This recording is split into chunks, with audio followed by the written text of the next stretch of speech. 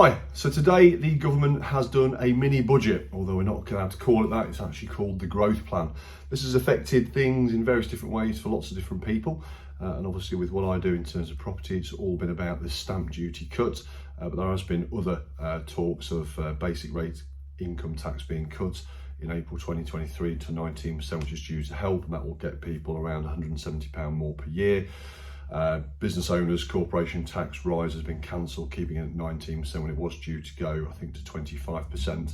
But the stamp duty cuts is the one that's going to probably help the most people in terms of what I'm interested in. So it's going to help around 200,000 home buyers across the country, and that's going to basically change like this. So up to before, if you were buying a property at over £125,000 and wasn't a first-time buyer, you would pay 2% of the total between the 125 and the eventual purchase price up to £250,000.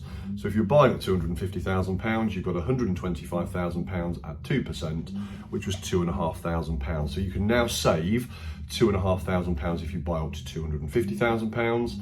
And previously, if you were buying at £400,000, you would pay stamp duty of 2.5% on the first 125 to 250. Hope you're keeping with me. And then you pay 5% between 250 and 400, which is £7,500. £7,500 plus the 250 was £10,000.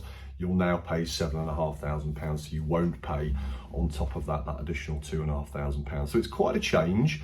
There are other, this area again, first-time buyers have had tax relief on stamp duty up until £300,000. That's now been increased to £425,000. We don't see many first-time buyers in our area with first-time buyer budgets up to that sort of level, but if they were about, then that's the sort of money they can expect to save as well. So there's been quite a bit done on that. I think what it's about doing, of course, is getting the housing market moving. It is still pretty good. It's not as vicious as it was 4, 5, 6, 7 months ago.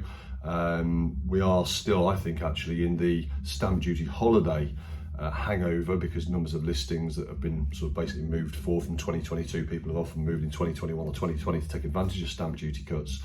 So we're still in a little bit of a sort of a strange marketplace anyway, but this will help, £2,500 directly into your pocket. Anybody who's got a sale going through right now and is completing today or tomorrow or whenever it is going to save £2,500. That can't be seen as a bad thing. That will go a long way towards covering some of your expenses. It will go a long way towards helping change the bathroom or what other improvements you want to be able to do as well. So it's a really good thing going forward.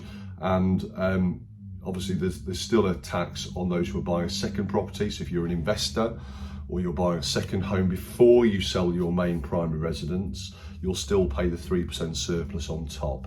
If you've got any questions on the stamp duty and the effects it's likely to have on the Grantham housing market, please drop me a message. Thanks very much for your time.